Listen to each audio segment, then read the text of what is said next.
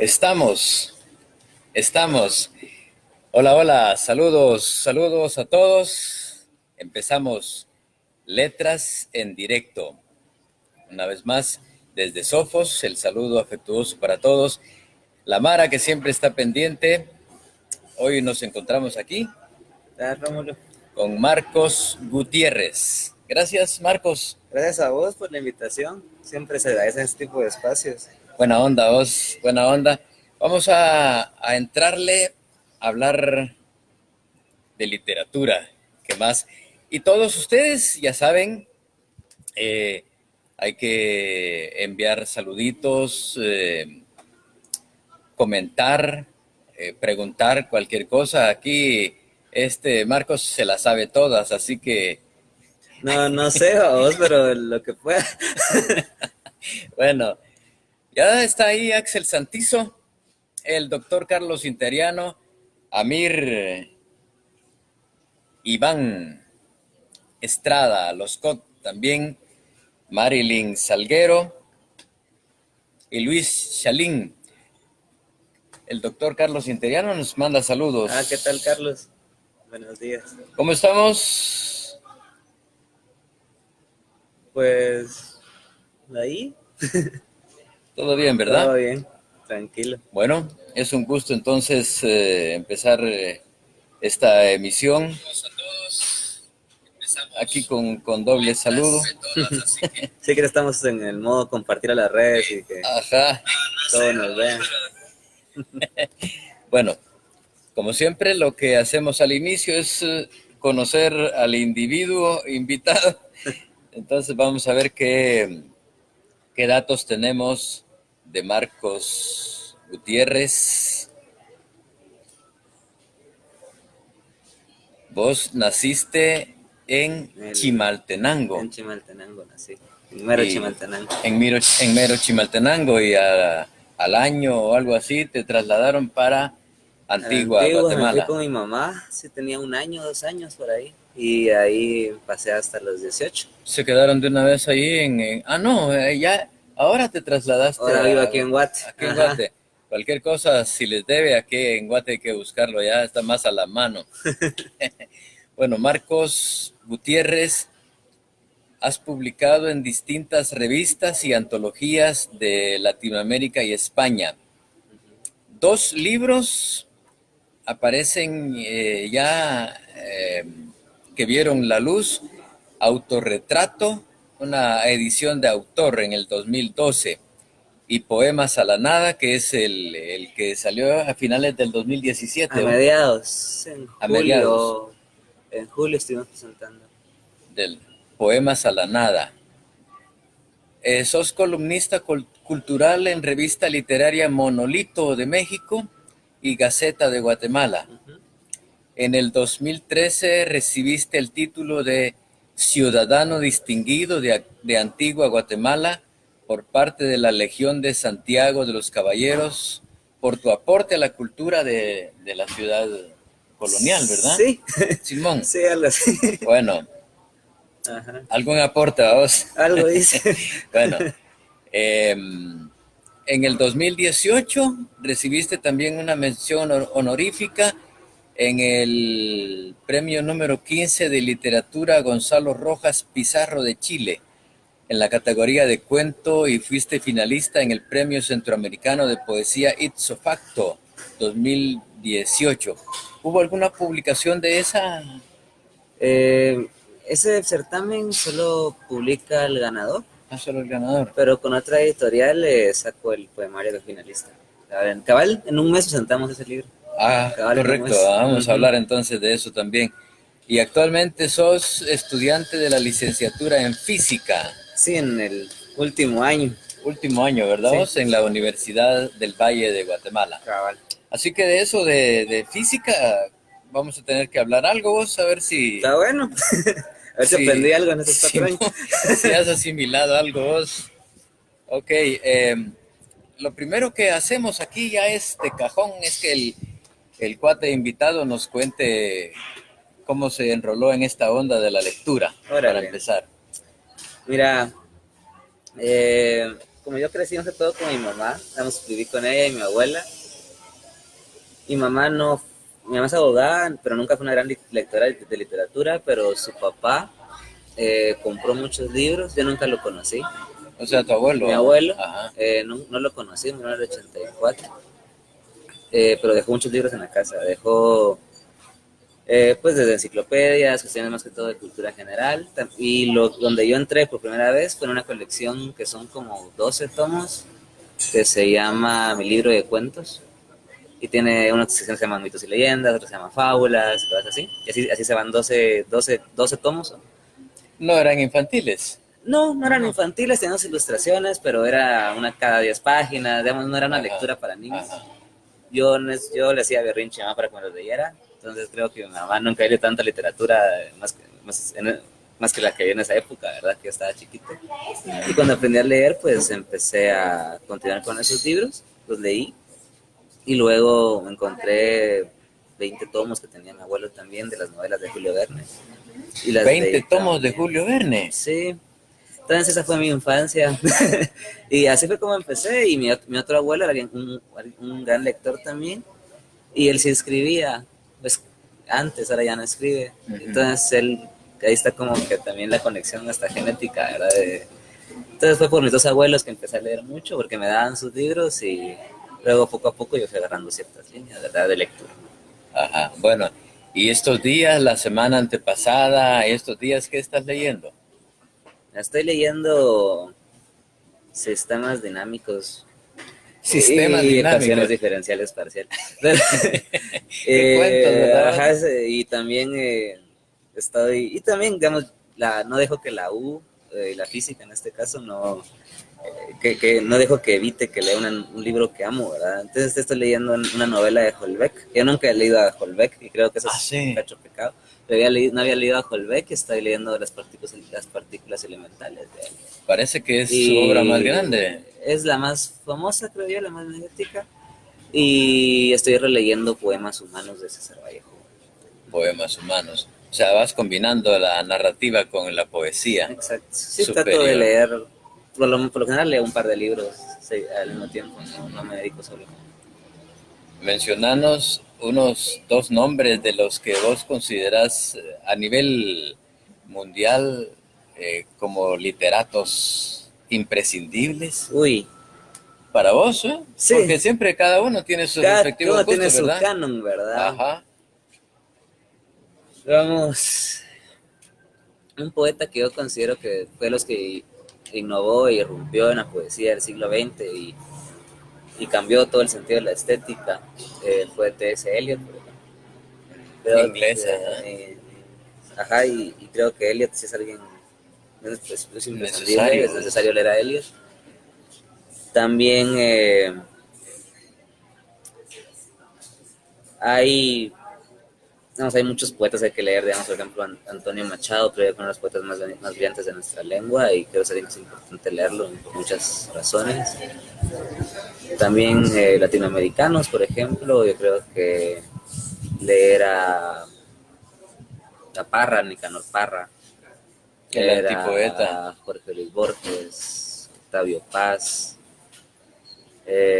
Hay en Estados Unidos, por ejemplo, hay una gran cantidad de narradores muy impresionantes, digamos, Catherine Mansfield, creo yo, alguien que sus cuentos me han impactado mucho y me han ayudado de muchas formas. Y así, digamos, hay una gran cantidad de nombres, Ya, bueno. ¿verdad? Ya tenés tu propia librera, tu propia biblioteca, ¿no? Sí, Sí, con ¿verdad? los años se Con va. el montón de tu abuelo y ahí Ajá, así. con lo que uno se va robando de los abuelos poco a poco. Ajá. Bueno, si te dijeran, mira vos, mañana te vas a morir, pero con estas opciones de la cuántica vos podrás llevarte 2 libros, agarrar 2 libros ahí de tu librera.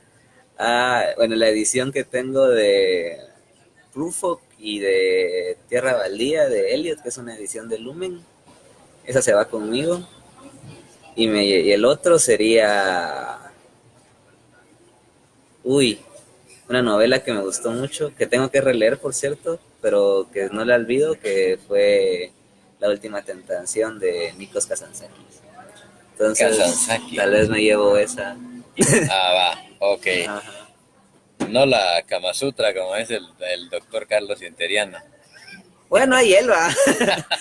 Bueno, ese libro que vas a presentar el próximo mes, ya le pusieron fecha. Sí, cabal, el 26 es. ¿Cómo se llama? 26 de abril. 26 de abril, viernes, en ¿En la dónde? Biblioteca Nacional. En la biblioteca. ¿Cómo se llama ese libro? Reloj de nieve se llama. Reloj de nieve. Es de Así. poesía también. Poesía también. Poesía también. Ok, publicado entonces por Con los sopilotes. los opilotes, ¿verdad? Los opilotes negros. Tienen que ser. Ok, saludo a los opilotes. El Einar. Einar Menéndez. Bueno, vos, yo por poco, el promo que publico en la mañana, por poco te pongo el nerd de la literatura. Hola, gran. Es que, ¿Por qué? vos estudias física, mano. Sí. Sos campeón de ajedrez, es decir, Fui en las categorías juveniles, sí. categoría juvenil y En las sub-18, sub-20, en esas. sos gallo para el ajedrez, entonces, mano. Sí, supongo. Sí, me iba bien. Me iba bien. Jugaba mucho y estudiaba mucho, digamos, sí fue uno de esos grandes amores que uno tiene, ¿verdad? Sí, seguís pegado, indudablemente no. Eso Sigo no se atento puede. a las noticias, juego en línea un poco. Ya no estudio como antes, pero siempre me doy el gusto de ver unas cuantas partidas y a estudiarlas, ¿verdad? De rever partidas que en algún momento me gustaron mucho. Ajá. Vos, el ajedrez es puro juego de estrategias. Sí, fíjate que creo que cuando uno profundiza se da cuenta que las cosas siempre son muy diferentes, ¿verdad? Digamos, y eso es en todos los niveles, en todos los campos. Digamos, uno va con una noción muy superficial de las cosas y cuando uno se mete de lleno, busca profundizar, busca entender más, se da cuenta que es todo un universo. Y el ajedrez era algo así. Digamos, yo cuando empecé a jugar era como que es mover piecitas y ver qué como pasa, la dama. ¿verdad? Ajá, y ver qué sucede. Pensaba que era un juego de piezas como tal. Pero cuando empecé a ahondar más en el juego, estudiarlo más, me di cuenta que hay una infinidad de factores, digamos, también la imaginación, una cuestión era de cálculo, de una retentiva visual bastante, que se tiene que entrenar bastante, una gran memoria. Entonces, el ajedrez es un juego de estrategia, entonces tiene momentos en que se roza una cuestión estética. Y es lo que a muchos ejercicios los ha fascinado. Digamos, yo que me quedé a un nivel pues, amateur, cuando uno mira la partida de los grandes maestros, ¿verdad? Los que sí son los fundamentos de los conceptos actuales, te das cuenta que esa gente tenía otro tipo de alcances imaginativos y artísticos, ¿verdad? Solo que en el ajedrez. Vos es intuitivo también como tratar de adivinar qué pieza va a mover el contrincante. No es intuitivo, digamos, porque al final digamos, dos jugadores están a un nivel parejo de ajedrez porque saben la misma cantidad, tienen la misma cantidad de conocimiento del ajedrez. Entonces, uno puede ser capaz de entender lo que puede hacer un jugador de un nivel parecido o menor, porque uno tiene los mismos conceptos ya arraigados o tiene las mismas ideas ya fundamentadas. Entonces, uno puede esperarse que el jugador haga la mejor jugada, ¿verdad? Entonces, uno busca la mejor jugada en base a sus conocimientos. Entonces, si uno está jugando contra un jugador de mucho mayor nivel, o sea, que ha estudiado más ajedrez, van a haber planes o jugadas que uno no entiende. Y es así, ¿verdad? Ajá. Entonces uno no es que intuya, sino que uno calcula y en base a sus conocimientos uno puede ver las mejores jugadas que puede hacer el contrincante. Ya, bueno. Nos traen el cafecito de Sofos. Gracias. Gracias, Eve. Bien, Gracias por el cafecito. El delicioso café de Sofos. Espero que lo disfruten. Gracias. Sigamos un poquito con el ajedrez. Gracias, Eve. Muy amable. Muy amable. Se le agradezco.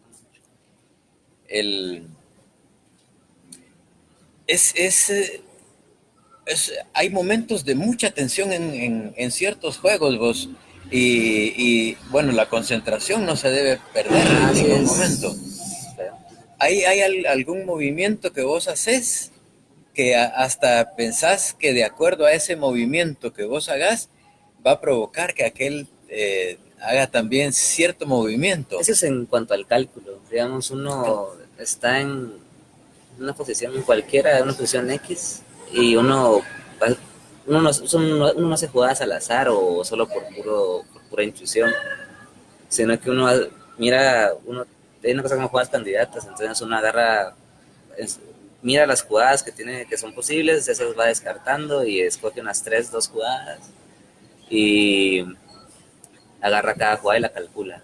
Y calcula sus variantes y todo. Digamos, el cálculo se puede extender hasta 20 jugadas, digamos, pues así, dependiendo la capacidad de cada. Sí, 20 posibilidades. Ajá, y entonces así estar así, una vez está media hora, 1 hora solo calculando una jugada, ¿verdad? Ahí están situaciones en que, entonces uno lo que calcula son todas las posibles respuestas del contrincante y mi mejor respuesta, ¿verdad? Uno busca la mejor respuesta del contrincante y cómo va a ser mi mejor respuesta en contra de lo que la.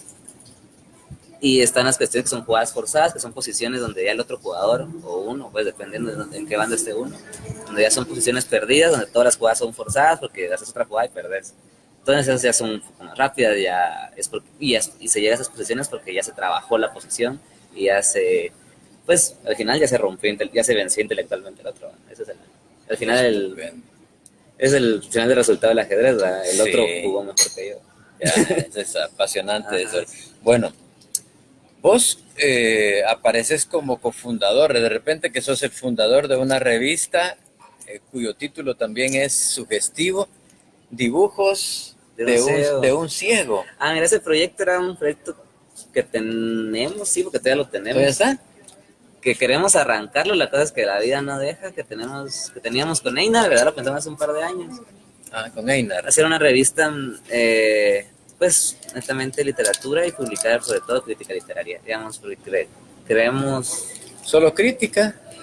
Tener creación, digamos, cuento, poesía y otras cosas así, pero centraron todo en crítica literaria, ¿verdad? Y una crítica sólida, porque creemos que es algo que hace demasiada falta en Guatemala. Es un proyecto que arrancamos, publicamos unos cuantos textos en una página, pero de ahí se nos vino el mundo encima los dos, entonces ya no pudimos continuarlo. Pero como ya nunca lo borré de ningún lado, entonces sigue apareciendo.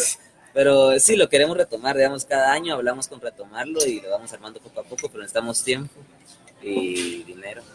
Sí, es el problema. Principalmente. Vos, es que se necesitan espacios, mano, para seguir publicando y salir del anonimato, ¿verdad? Y Einar lo ha hecho muy bien con los opilotes. Sí. Además, creo que es una editorial que tiene uno de los catálogos más sólidos ahorita de las independientes. Pero sí, digamos, esa revista era una idea muy interesante, pero ya no la podemos arrancar. Bueno, mira, vos te has convertido en un gestor cultural. Y es una de las razones por las cuales en Antigua Guatemala se te ha estado valorando mucho. Y fundaste el certamen de poesía Luis Cardosa y Aragón. En Antigua sí, Antigua. Sacaron 2 ediciones con ayuda de la Legión de Santiago de los Caballeros. Y ahorita... ¿Está vigente el premio? Sacamos 2 ediciones. En teoría pensaba hacerlo un año sí, un año no. Pero este año me estoy graduando de la U. Entonces así la tesis ya apareció en mi panorama. Sí, entonces ya, sí, es que hay tantas cosas que ya uno puede continuar con los proyectos. Las prioridades, ¿verdad vos? Sí. Pero también se queda ahí. Sí, como es retomarlo, ¿verdad? Pero también tengo que ordenar mis prioridades y ir así caminando la vida para poder darme ese tiempo. Ese certamen de poesía, ¿qué tanto cubría en ámbito geográfico? Lo hicimos nacional el primero lo ganó Mateo Oscar. Mateus. Y el segundo lo intentamos hacer más internacional, que fue un complicado, pero ese lo ganó Daniel Matul, que es guatemalteco, pero vive en Costa Rica hace como 20, 25 años, más tal vez. Y de ahí ya no tenía tiempo. Entonces, pero se hizo interesante, ¿verdad? Creo que ahí está. Paola, por ejemplo, fue el tercer lugar. Ahí está Paola. Ya la vamos a saludar a Paola Sánchez. ¿Qué lograron ofrecer como premio para que tuviera algo de atractivo? Una plaquita. Una plaquita. Que daba la Legión de Santiago. Un lote de libros y una publicación en una antología. Y al primer lugar le dimos un cuadro. Excelente. Bueno, hablemos de otro punto. Te hiciste cargo de organizar el Festival de Literatura Pulso Volcánico. Sí. ¿Eso en qué año fue? Ese fue 2017 y 2018. Lo organizamos. El primer año, éramos 4. El primer año lo organizamos Einar Menéndez, Simón Pedrosa, Carlos Gerardo y yo. ¿En qué consistía el festival? ¿Qué hicieron? Lo que consistía era, queríamos que fuera una cuestión más, queremos acercar la literatura, digamos. La literatura siempre ha estado en ese plano, quiera que no muy elitista, a pesar de que se les aproximar con lectores en la calle, bares, todo el rollo. Siempre ha estado en esa, donde siempre hay una barrera entre el público conocedor y el público y la gente que está inmersa en el rollo, ¿verdad? Uh-huh. Entonces la idea era tener conversatorios, talleres, una cuestión más formativa, que acercaran temas, digamos, los conversatorios agarrábamos a escritores centrales. Ahí en Antigua Guatemala. Invitábamos a los mejores que pudiéramos de aquí de Guatemala, que expusieran sobre estos autores, y se era todo público. Digamos, el festival, y el siguiente año fue lo mismo, ¿verdad? Y lecturas y fiesta y todo el rollo también, ¿verdad? En la noche, fiesta de cierre y todo el rollo. Y el siguiente año, Carlos Gerardo, él, pues, la verdad, en buena hora se fue a estudiar un curso a Alemania. Entonces ya no pudo trabajar con nosotros en la gestión del festival. Entonces solo quedamos como Simón Pedrosa, Einar y yo organizándolo. Y fue el mismo modelo, ¿verdad? Igual, digamos, los dos festivales fueron una alegría para nosotros porque teníamos conversatorios sobre Octavio Paz, por ejemplo, o Rafael Andívar o cosas así. Y teníamos 80, 90 gentes en el auditorio, ¿verdad? Era así, te quedas como que esto no es normal, ¿verdad? Ajá, exitoso. Entonces era una gran alegría porque era al final el objetivo del proyecto, acercar la literatura, y era con ayuda de estas organizaciones de la Antigua, ¿verdad? Pues bueno, vamos a ir acercándonos a la poesía, a tus poemas, pero también quiero que nos contés antes sobre no sé si son talleres los que te han propuesto que impartas estos días, talleres, no, conversatorios o qué son. Sí, mira, el lunes 25 de marzo a las 5 de la tarde y el jueves 28 de marzo a las 7 de la mañana tengo conversatorios en la Universidad del Valle. ¿Sobre literatura o sobre poesía? Así, sobre mí, porque me nombraron autor del mes. ¿Así? Soy el autor del mes en la del Valle ahorita en marzo. Qué atinado. Entonces, bueno, eso hay que ponerlo faltó en la biografía. Sí, no, es que no me habían dicho. Bueno, no, estaba así como que muy oficial. Bueno. Entonces, ¿te acuerdas que soy el autor del mes de marzo? Entonces se hacen conversatorios para todo público, claramente, pero por los horarios obviamente se dan cuenta que está más orientado a los alumnos, ¿verdad? Entonces estoy ahí conversatorios y la idea es que lleguen los alumnos y me pregunten.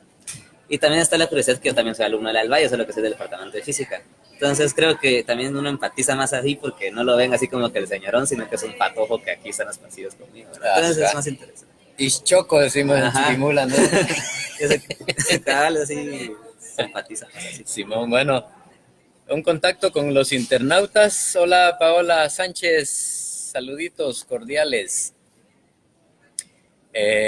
José Andrés Mos del Salvador. Josué Andrés Mos. Saludos, Josué. Luis Chalín dice, desde las 10 estaba esperando. En Houston son las 11 de la mañana. Saludos. Bueno, vamos hasta allá, hasta Houston. Abrazos desde El Salvador, dice Josué Andrés. Igual para vos, Mos. José Lobos Mendoza se ha pegado. Se ha pegado, está con nosotros acompañándonos. no de pegar, de golpearle. José González, Claudia Verónica Sánchez, José Roberto Leonardo. ¿Cómo estamos? A propósito de José Roberto Leonardo, fíjate que José Roberto Leonardo me dejó 3 libros para que yo pudiera regalar acá o que pudiera compartir. Lo que voy a hacer es dejarte a vos. Aquella me dio uno. ¿Ya te dio uno? Sí. Bueno. Entonces lo reservo para otro. Sí, pero de todas maneras lo vuelvo a poner por aquí. Ya lo pueden ir a buscar. Simón. Por aquí los vamos a estar compartiendo, José Roberto Leonardo. Gracias por facilitarnos tu poemario. José Arturo Monroy también se ha unido. Pablo Aníbal. Emilio Enrique Rodríguez. Servio Tulio Argueta Salazar, allá en Esquipulas. Rudy Alfonso González Rivas. Y el poeta del café, Roberto. ¿Qué onda, Roberto? Roberto. Rudy Alfonso Gómez, ¿cómo va lo del festival, Rudy Alfonso? Bien entregado también a la poesía. Sí, en Aguacatán, ¿verdad? Ajá, en Aguacatán. Felicidades por tan grandioso programa, dice Rudy Alfonso, importante para la literatura guatemalteca. Contanos, Rudy, ¿cómo va la organización allá en Aguacatán? Arturo Cernas, saludos. Gerson Ortiz también. Y Roberto Cifuentes dice, abrazos estimados amigos, sigan celebrando el Día Mundial de la Poesía. Cabal. Así que vamos a aprovechar para leer un cacho aquí de poesía. Saludos desde Ipala. En Ipala anda Servio Tulio. Saludos, Servio Tulio Argueta. Marcos Gutiérrez dice Emilio Enrique, hay que organizar otra lectura en Antigua. Ya se armó. ¿Ya? Ahí la armamos, me parece buena idea. Ahí está. Hay que armarla. Simón, que invitemos al café, dice Cifuentes. Pronto los visito, dice Josué Andrés. Sí, hace falta que se vengan a echar un chocolate. Simón. Aquel es de los importantes de la nueva generación de poesía salvadoreña. De los buenos. Sí, es de los buenos, vienen pisando fuerte. Simón, viene. María Fernanda Sandoval, Rodrigo Villalobos y Guillermo Durán dice, mi saludo para vos y tu invitado. El brother aquí también. Choteándonos está de Chiquimula, Arturo Serna. Rosemary Ramírez, un dulce abrazo para Rosemary. Saludos nos envía Leo de Soulas. Y José Roberto Leonardo nos envía saludos también. Silvia González, gracias por acompañarnos. Y Rosemary Ramírez dice, no he tenido el gusto de leer nada de tu invitado, pero tomaré esta entrevista como una buena recomendación. Ok, vamos a conocer entonces la poesía de Marcos Gutiérrez. También enviamos saludo a Roque Estrada, que nos acompaña. Marcos, ¿Qué onda, Roque? ¿Sí? Aquí está el poemario. Pero el autorretrato. El autorretrato es el primer poemario que según yo leí por ahí. 15 años. Tu mamá se involucró Fue en mi ese, mamá, ¿no? Digamos. Yo escribía, pues, los delirios de quinceañero. Uh-huh. Y mamá, pues, siempre tuvo una personalidad tan fuerte, ¿verdad? Así como que tanto que escribís y no haces nada. Y así como que, pues sí, ¿verdad? Entonces saquemos tu libro, me dice. Y ella fue quien lo financió. Fue con una imprenta y fue un tiraje muy corto. Y el libro no tiene más allá que pues creo que solo hay un libro y que lo tiene mi mamá. Entonces, digamos, ese apego de mi mamá que fue el primer impulso y también me ayudó en cierta forma que a veces uno tiene esa urgencia por publicar, creo yo, a veces. Y mi mamá me quitó ahí el rollo porque vi que el libro salió y no hizo nada. Entonces, te das cuenta que no se lo publicara, ¿verdad? Entonces fue lo que mi mamá, pues, ha sido pura generosidad de mi madre. Pero qué atinado, esos históricos que la mamá se involucre también. Hay casos contrarios, ¿verdad? Hay veces que se ponen los peros, pero digamos hay gente que, así, otros calibres, otras esferas, digamos Nabokov, por ejemplo. Ajá. Su primer libro se le ofreció a su mamá, Vladimir Nabokov. Vaya, y ahí se disparó. No andas mal. Ajá, digamos. Pero no soy Vladimir Nabokov, ese es el problema. ¿Quién sabe vos? ¿Quién sabe? Poemas a la nada. Fíjate vos que yo seleccioné algunos de acuerdo a mi gusto. Perfecto. Te voy a pedir que vamos a empezar por algunos que están al final. Sí, está bien. Y después nos encontramos con otros del principio. Mira, poemas a la nada. Que no tienen título, aparecen más bien con números romanos, ¿verdad? Para identificarlos. Sí, yo no los titulo porque entro en ese... Yo creo que un escritor escribe una sola obra en toda su vida. Entonces creo que los poemas son solo continuidad de todo un trabajo, ¿verdad? Hay unos que llevan título por otras razones, pues, pero digamos, los poemarios los trabajo buscando tener un argumento en el poemario como tal. No recopilo poemas y lo cuento en un poemario cuando encuentro un tema en común, sino que me siento a trabajar el poemario como tal. Entonces, por eso, los poemarios, por ejemplo, casi nunca van titulados. Si los titulo es porque quiero aclarar algo en el argumento o pues una cuestión más que todo que tenga cohesión con el poemario, era el título, y que sea también una referencia a la metáfora que quiero construir ahí. Ajá, pero estos no. Fíjate vos que sí, es un tema que a mí me ha gustado abordar, porque yo sí titulo todo, pero es como ponerle nombre, identificar a cada individuo que nace, para poderlo localizar con facilidad, no sé. Eh, entonces hay que encontrar los verdaderos argumentos por qué titular o por qué no titular.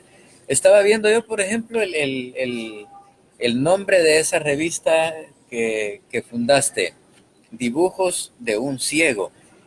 El título es sugestivo. Sí, es el título de una obra de Carlos de Aragón también. ¿Ah, sí? Uh-huh. Y, por ejemplo, yo un libro muchas veces lo leo porque tal vez me llamó la atención el título. Después del título veo una reseña y ahí, pero parto por el título. Entonces hay algunas razones. Sí, digamos, el título al final creo yo la función es dar así un soslayo o orientar al lector respecto al poema. Bueno. Entonces, ahí cada quien. Bueno, deleitanos por favor con el 13, el 14 y el 19. El 19. Ok. El 13 dice, qué fatalidad tan apacible es el único destino. Llegar al final aún soñando y con los recuerdos de cada beso fresco sobre la boca. Y el 14 dijiste. El hombre encuentra en cada esquina una luz sin brillo que le desnuda frente a los más grises campos floridos. Y el 19.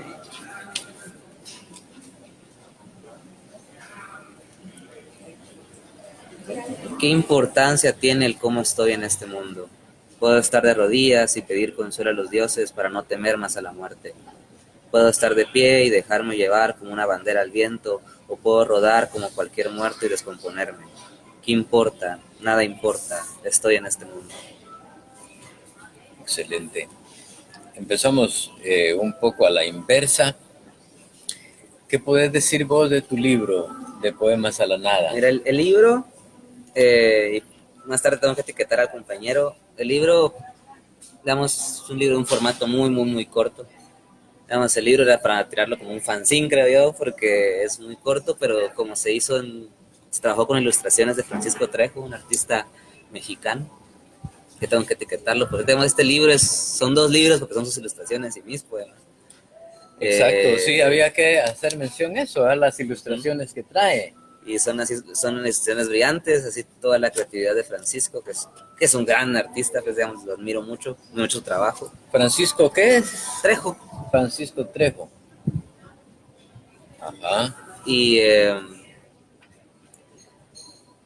pues también la editorial Tujal, que digamos, la editorial esta hace 2 años que fue cuando intentó arrancar. Tujal, hace 2 años. ¿En dónde está sentada Tujal? El señor vive aquí en Guate. Es Pascual Felipe Pajarito. Ya. Y él, su intención de publicarme, aparte que nos conocíamos y todo, era que él quería empezar a publicar a los escritores jóvenes, ¿verdad? A los jóvenes, así en sus 20, ¿verdad? Porque un escritor joven es en sus 30, 35, ¿verdad? Y esa es la generación que está ahorita, pues ahí haciendo un gran trabajo con Carlos, Gerardo y Winston y ellos. Uh-huh. Y él quería publicar así a los patojos, ¿verdad? Entonces quiso arrancar conmigo. La cosa es que ahí tuvo unos problemas así financieros con la editorial y le costó arrancar. Solo sacó mi libro, que sacó 3 tirajes, creo yo, que son en total 750 libros, que es un buen número. Buen número. Y se vendieron y todo. Y ahorita ya está retomando el proyecto, ya está empezando a mapear otra vez. Entonces creo que ¿Se agotó la edición? Sí, digamos, él saca 250, sacaban 250. Ese es un éxito. Sí, la verdad sí, fue así una gran alegría, cosa de 2 años. Que lo lean, el libro pues llegó a algunos, se vendieron a algunos colegios y todo. Al final llegar al público joven siempre es algo, bueno, mucho más joven que yo, pues es algo que uno al final busca, porque al final un libro, creo yo, más que una cuestión de catarsis, una proyección como tal, debe buscar cuestionar algo, debe estar comprometido con algo, y que lo lean así alguien mucho más joven, y que por lo que me han contado tiene una recepción interesante en colegios y en la universidad, es que sí he logrado por lo menos alborotar algunas ideas. Entonces es lo que al final me alegró mucho. Y a la editorial también, y agradecer, porque si no fuera por Tujal y por Pascual, el libro no, simplemente no existiría. Extraordinario. Y entonces sí creo yo que ya este año o el otro año Tujal empieza a publicar un poco más títulos y podré publicar a otros escritores también jóvenes o menos de mi generación. Va arrancando bien Tujal, ¿verdad? Uh-huh. ¿Cómo se llama el editor, dijiste? Pascual Felipe. Pascual Felipe. Muy bien. Poemas a la nada. ¿Por qué te interesó? ¿Cómo te llevas vos con la muerte para empezar? Bien, relaciones buena con la muerte. Sí. Poemas a la nada, al infinito. Aquí en la portada vemos este rollo, Es de uno de los es una ilustración de uno de los poemas. Ajá. Y a la muchacha que hizo la portada se le ocurrió que esa imagen era perfecta para la portada. Es precisamente una espiral. O sea, sí, también. Y también hay un poema que hace alusión a las huellas digitales, entonces también tiene ese parecido. Ah, tiene ese parecido, ¿verdad? Es bien interesante. La portada muy preciosa. Digamos, lo que me gustó de Tujal es que trabaja desde la edición hasta el diseño. El libro es muy bonito de adentro para afuera, digamos. Es así, muy bien trabajado. Es una editorial. Esta es una edición artesanal, ¿verdad? Tiene bien amarradita aquí. Todo se imprimió y se cortó en imprenta, pero se cosió a mano. ¿Te diste cuenta que en el promo yo utilicé, muchos poemas son chiquitos, ¿verdad? Pero son esenciales. Y que cabalmente tiene que ver también con la espiral. Ah, sí. Léelo, por favor. Es el primero, ¿verdad? Me gusta el vicio casi poético de caer en espiral. De caer en espiral. Bueno, entonces, en camino la nueva edición de Poemas a la Nada, ¿verdad? Sí, ojalá. A ver. Bueno, es que yo no sé si tiene relación eso de la nada que hayas elegido también la carrera de física. No, es física, llegó el momento de la U, entonces tenía que estudiar algo.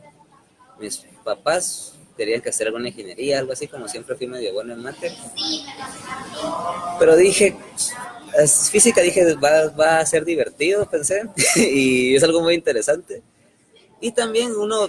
No se trata de juegos infantiles. Ajá, ¿no? Así dije, ser entretenido, y también uno tiene que equilibrar todas las cosas. Entonces, digamos, la física da trabajo, digamos, si uno se mueve, puede también conseguir trabajo. Entonces busqué ese equilibrio también, ¿verdad? Entonces, al final me ha salido bien todo en ese rollo. ¿Cómo fue exactamente que elegiste vos física? No, la física en el colegio no estamos hablando de educación física, ejercicio físico. Bueno, sí, también eso pasa. Una vez estaba hablando con unas personas y me dijeron, ¿y usted qué hace? Yo estudié física en la U. O sea que trabaja en un gimnasio, me preguntaron. Y la pregunta fue así, honesta, y fue así, en serio. Yo, no, y les expliqué, ¿verdad? Pero pasa, no es tan raro que lo confundan. Pero física, al final creo yo que es la ciencia central, porque al final busca entender cómo se comportan las cosas. Es el final, ese es el ¿Cómo se comportan las cosas? ¿Cómo se comportan las cosas a niveles macroscópicos o microscópicos? Digamos, al final la física empezó entendiendo sistemas así en Grecia, entendiendo cómo se comportan los sistemas dinámicos, o sea, cómo se mueven las cosas. Después se trabajó con estática, entonces cómo se mantienen quietas las cosas, porque se dieron cuenta que las cosas se mueven generalmente, ¿verdad? Es raro tener algo quieto. Entonces estamos ya metiéndonos ahí con la energía. Sí, la energía es un concepto central en todo. Digamos, la energía, el concepto de energía y el concepto del hamiltoniano, que es la energía de un sistema, que es la energía cinética o la potencial. Sobre eso se construye toda la mecánica, y la mecánica clásica y la mecánica cuántica. Digamos, la energía así como que es el concepto central, porque es una cantidad conservada. Entonces es lo que uno busca, ¿verdad? Son simetrías, las cantidades conservadas son simetrías. Entonces hay un teorema...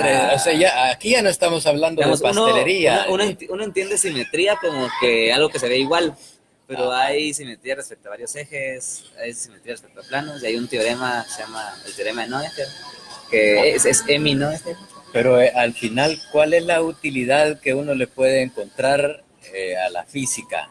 Digamos, eh, Todo.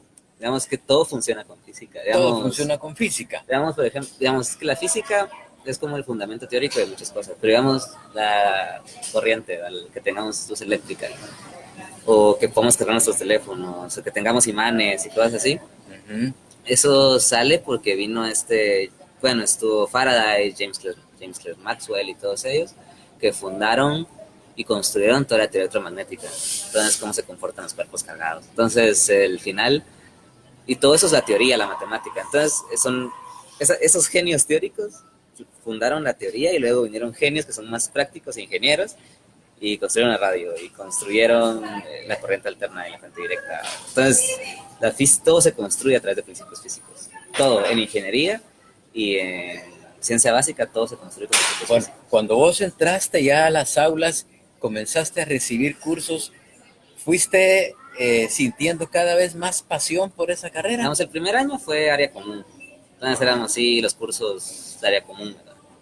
Ya el segundo, ya empecé a tener otros cursos más intensos, sobre todo de mate pura. Y ahí te das cuenta que es todo otro rollo, ¿verdad? Ya cuando empecé a tomar los cursos más serios de física, sí, ya donde solo estamos nosotros, digamos, mi año somos 5 estudiantes, entonces solo estamos nosotros 5 con el salón. Ah, qué atinados. Y ahí te das cuenta casi que personalizada la educación. Sí, muy pocos estudian esa carrera. Uno, porque está ese estigma, al final es una mentira de que un físico, un matemático no solo va a trabajar de profesor. Digamos, un físico puede trabajar desde ciencia básica como tal, meterse a física de partículas, a cuestiones más teóricas, o puede ser cuestiones aplicadas. Uno puede trabajar en clima, en energía, puede trabajar desde modelos financieros, y ahí hay plata. Digamos, si uno se sabe mover, ahí hay plata. Digamos, uno se puede tener mucho dinero si quiere. ¿Va? ¿Hay un laboratorio ahí para alguna experimentación? En el Valle. Ajá. No, digamos, aquí en Guatel, ese es el problema, es lo que muchas generaciones de físicos han tenido, que salen, que no sé cómo decir yo, pero digamos, salen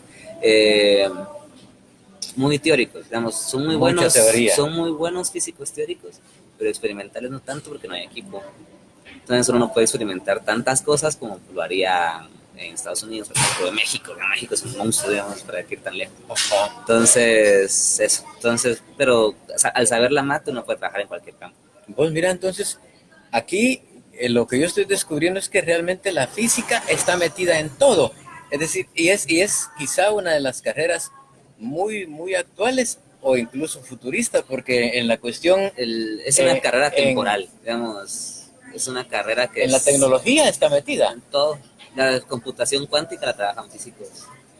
Digamos, la física y la matemática son carreras atemporales. Digamos, siempre se van a necesitar físicos y matemáticos en cualquier campo. Digamos, sí, hay carreras que decaen, otras que no, pero la física y la matemática son carreras fundamentales porque sobre los principios que los físicos y matemáticos construyen, deriva todo lo demás.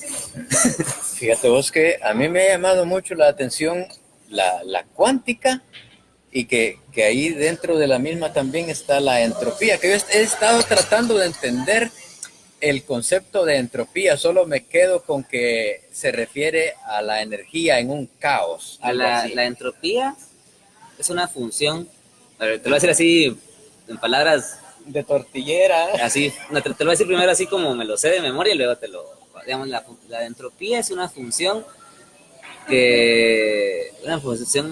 monóticamente creciente que depende de los parámetros extensivos del sistema. Punto. Y parámetros extensivos son volumen, presión, y energía y número de moles. Y ahí te vas. La entropía lo que da es que de ahí derivan el tercer y cuarto principio de termodinámica.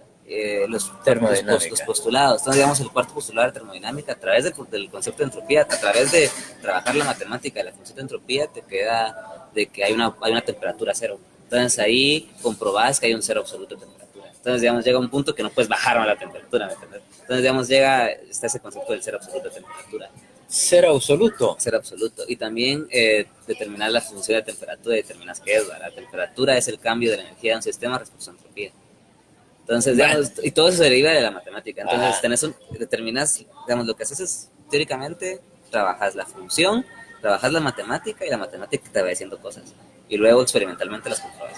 Y la entropía, el concepto de entropía, la termodinámica se empezó a desarrollar en el siglo XVIII, XIX.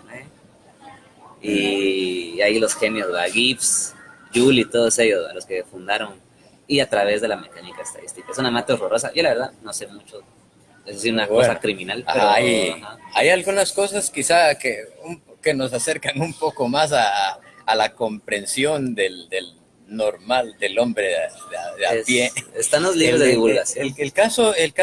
Me he estado dando cuenta últimamente que en cuanto a la cuántica, los expertos en cuántica están descubriendo incluso que ya es posible ver que la realidad,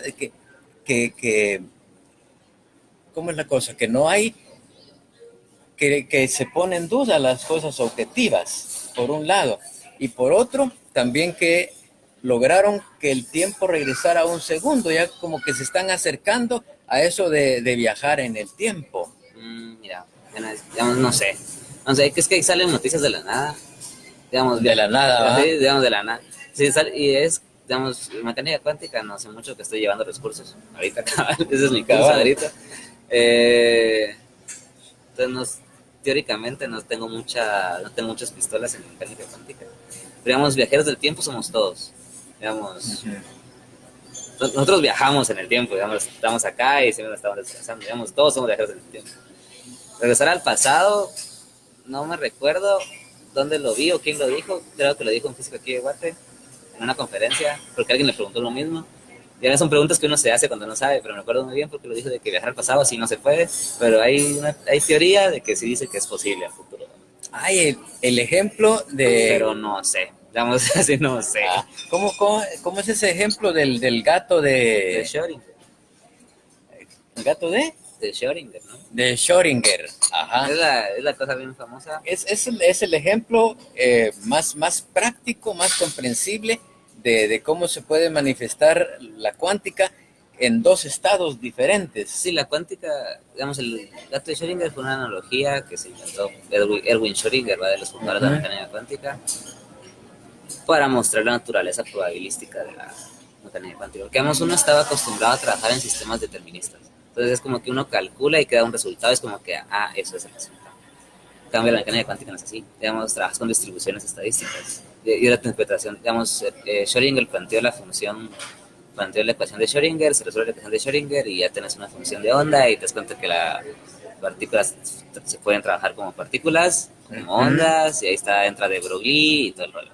Y de ahí vino este brother Max Born y él planteó la interpretación de él que la posición de una partícula se determina por una cuestión probabilística, es una densidad de probabilidad.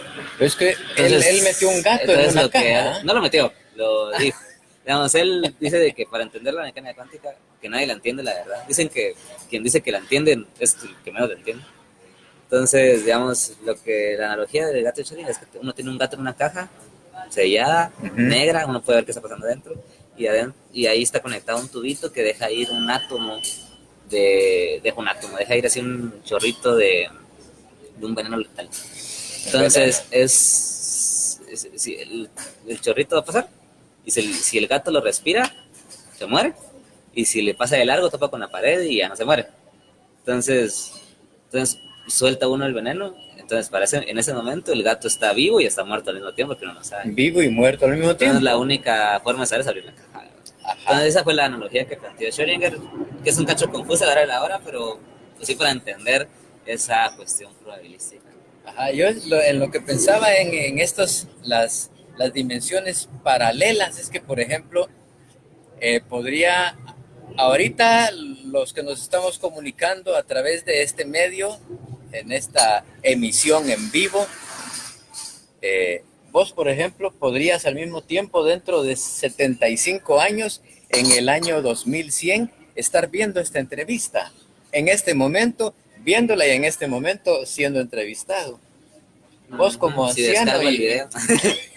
Descargo el video. No, porque ahí se queda. Bueno, avancemos un poco porque esto nos va a volver más locos de lo que estamos también. regresemos a la literatura, ¿verdad? Más fácil de comprender. Sí, yo tampoco entiendo mucho la ¿Qué lista. temas, No la tengo muy clara, la verdad. qué temas recurrentes has visto, has detectado que se abordan en la literatura, especialmente en los tiempos actuales, con los jóvenes que están escribiendo? Temas sobre la muerte. Y digamos, ahorita contemporáneos, digamos, yo creo que la generación de los que escribimos y nacimos en la década de los 90 es una cuestión interesante, porque está la generación de Simón, Pedrosa, del Javier, de Huracán, que ya estuvo acá, estuvieron proyectos esto como Folio En 114, la X en la con Estuardo X, Prado. Sesiones Bizarras. Digamos, ellos lo que hicieron fue romper esa barrera que se tenía de censura y de falta de libertad, que era que no, que tenía la guerra. Uh-huh. Y nosotros o éramos niños cuando éramos bebés, o es cuando estaba acabando el conflicto armado, o nacimos después del conflicto armado. Entonces nosotros ya crecimos sin ese miedo, esa nube de miedo sobre la sociedad, ¿verdad? Entonces, quiera que no, eso nos llevó a explorar otro tipo de cosas. Siempre vivimos también en un contexto de la modernidad, de la posmodernidad. Estábamos hablando con Mateus un tiempo. Un día estaba hablando con Mateus, que Mateus creo yo que vendría siendo quizá de los que estamos entre 20 y 20, a menores de 30, creo yo que es quizá el más sólido. Y ahí hay gente como Einar, y así mucha gente te parece muy interesante. A ver, menciona otros nombres. Pucha, que se estaba complicando. Digamos, estos no son muchos. Sí, es que fíjate que a mí Son como 3, 4 istos. me ha llamado la atención que de los que están ahorita con muy buena letra, que tengamos que estarlos mencionando para que los sigamos abordando, porque hay que crecer. Por ejemplo, vos, el sábado pasado que estuvo aquí Huracán, Leonel Huracán, yo le hice la misma pregunta: ¿quiénes crees que están escribiendo bien ahorita? Y te mencionó a vos. Lo hablamos con el doctor Mario Roberto Morales también, mencionó a Mateus Carr, mencionó al mismo Huracán, a Vania Vargas, y yo incluyo, por ejemplo, a César Yumán, que anda muy bien también. Sí, como novelista, digamos, si me preguntas, así jóvenes, de 35 para abajo, Mateus, frente a Mateus, está Winston González, está Carlos Gerardo, Vania, pues también, que es joven. Metería a Einar también, con su propuesta tanto editorial como escritor. Está esta chava, ¿cómo se llama? Numa Dávila tiene algo interesante también. Que por cierto también Leonel la mencionó, Numa. Ajá. Y bueno, y ahí, digamos, hay mucha gente que escribe, pero digamos que yo tengo ahorita nombres más o gente más o menos de mi edad, pero creo que es muy pronto para decir así tantos nombres, porque lo que nos estamos hablando también un día es de que hay gente que no lo agarra con tanto compromiso como sería la literatura.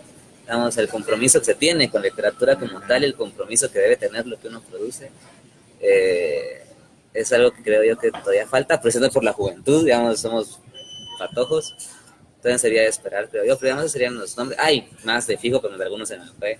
José Leonardo tiene presente también. Ajá.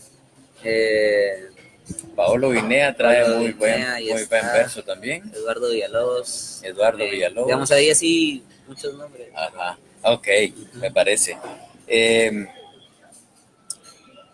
Te meto de nuevo en la narrativa, especialmente de los libros que has leído. ¿En algún momento le queda temblando a uno en la memoria algún personaje de los que ha leído? Por ejemplo, digamos, los que han leído a Sherlock Holmes se conectan con él, o el personaje de los detectives salvajes. ¿Tenés vos alguno que ahí de repente se te queda temblando en la memoria? Qué buen personaje el que delineó el escritor. Vamos a estar El Jesús de Nikos Kazantzakis, de La Última Tentación. Nikos. No, esa novela, El pues, Jesús. la novela lo que hace es que plantea a Jesucristo, digamos. ¿Cómo se llama la novela? La Última Tentación. La Última Digamos, Tentación. está Jesús en la cruz y se pone a pensar cómo hubiese sido su vida si hubiese sido un ser humano normal. Digamos, si no hubiese sido el Hijo de Dios, ¿verdad? Si no lo hubiesen crucificado, hubiese sido su vida. Y en eso medita y tiene toda su vida de Magdalena, todos sus pesares, sus conflictos con su papá, ¿verdad? Y con el diablo y esas dualidades, ¿verdad? Y plantea ese conflicto humano, ¿verdad? Entonces me pareció un personaje muy interesante, pero igual tengo que releer la novela porque hace mucho tiempo la leí. También quedamos invitados también para leerla. También está Putois, que es un personaje de un cuento de Anatole France, se llama Putois. Y me parece muy curioso porque el personaje no existe. Digamos, es alguien que surge en el imaginario colectivo de un pueblo y todos saben quién es y todos lo han visto, pero él en verdad no existe. Entonces me parece muy interesante esa construcción. Existe y no existe, es cuántico también. Algo así. Entonces me pareció interesante el cuento de Anatole France. Buen personaje. Es un cuento muy interesante, muy muy interesante el cuento. Anatole France fue un gran escritor también. Sí, por supuesto. Uy. Vos sabés que es que hay algunos que de verdad han sido iluminados, ¿verdad? Al que se le ocurrió, por ejemplo, al hombre invisible. H.G. Wells también escribió sobre el hombre invisible. Ajá. Entonces hay así como que el hombre duplicado, Saramago que siempre planteaba esas contradicciones, ¿verdad? Ensayo sobre la ceguera, ensayo sobre la lucidez, todos esos que plantean esas contradicciones. Explota esas contradicciones, ¿verdad? Así como se han inventado personajes, también se me ocurre a mí recordar que García Márquez inventó un lugar. Macondo. Macondo. Ese también es otro... Es una novela interesante. Digamos, yo comparto mucho la opinión de Manuel Roberto, que no es una novela del boom, sino es una novela del 19 en el siglo XX. Pero sí Macondo es un reto imaginativo bastante interesante también. Sí. Bueno. Hay una persona, Tatiana, por ejemplo, de la novela esta de Los compañeros del bolo. Un personaje que me conmovió mucho. Tatiana te conmovió. Sí. De los compañeros. Excelente. Bueno, léenos otros poemitas de aquí, por favor, de Poemas a la Nada. 2711. La mayoría son poemas breves, ¿verdad? Pero así, igual. Sí, era el concepto del librito. Igual apareció el libro de Mario Roberto Morales, con epigramas. Y es que la época actual es para escribir un poco breve, o te tiras 2 versos en Facebook y la mara ¡tas! Pues fíjate que no es así tan posmoderno. Digamos, el rollo de por qué escribí estos poemas tan pequeños y toda la temática, cómo se la nada. Porque es un poema, yo considero que cualquiera que quiera escribir poesía tiene que tener unos conocimientos de la evolución de la estética de la poesía. Entonces, todos tuvieron que... Yo, por ejemplo, en mi adolescencia escribía solo métrica clásica. Métrica clásica. Yo escribía así mis sonetos y mis silvas y y era bonito, pero de ahí vi que tenía otras propuestas rítmicas, otras propuestas de la imagen en el verso libre y exploré otro tipo de estructuras. Pero, digamos, está, por ejemplo, el haiku, por ejemplo, es un concepto que se buscó adaptar fonéticamente por mantener una cuestión de forma, pero yo creo que el fondo determina la forma. Digamos, lo que uno quiera comunicar tiene que determinar la forma. Entonces, ahí donde, cuando uno buscaba hispanizar el haiku, que tiene otra naturaleza fonética, se perdía mucho el concepto de esto. Entonces, digamos, en inglés, por ejemplo, en inglés tuvimos a Jack Kerouac y en español a Juan Tablada en México, que reinventaron el concepto de haiku y vieron que puede ser un poema breve con ciertas estructuras, una le decían los rusos, un ensañamiento con reducción de recursos y buscar así una contemplación. Entonces uno no construye una imagen que defina, sino busca construir una imagen que busque que el lector la defina. Entonces por eso los hice breves de esta forma, porque buscaba que se generara esa sensación de contemplación frente a la nada, frente al ser, en otra forma. Entonces, y digamos el otro libro que trabajo con Einar, ahí hay contrastes, tengo poemas de 4 páginas. ¿De 4 páginas? Ajá, digamos, porque yo estaba trabajando en otro tipo de estructura y buscaba construir otro tipo de imagen. Entonces, por eso el fondo determina la forma y ahí Entonces, si uno está escribiendo un poema y busca que la forma, se da cuenta que la imagen se expresaría mejor, por ejemplo, en un soneto. Uno va a escribir un soneto, pero tiene que buscar dónde encaja lo que uno quiere comunicar. Sí, la forma en la que de alguna manera se ha ido abandonando y también No se ha ido abandonando, se ha ido reestructurando. volviendo a citar a Huracán, él también hablaba de que no nos tenemos que concentrar en el preciosismo, más en el contenido. Digamos, digamos que uno hay que decir buenos versos, pero digamos, uno puede pasarse la gran casaca y al final no comunicar nada y solo ser un versificador.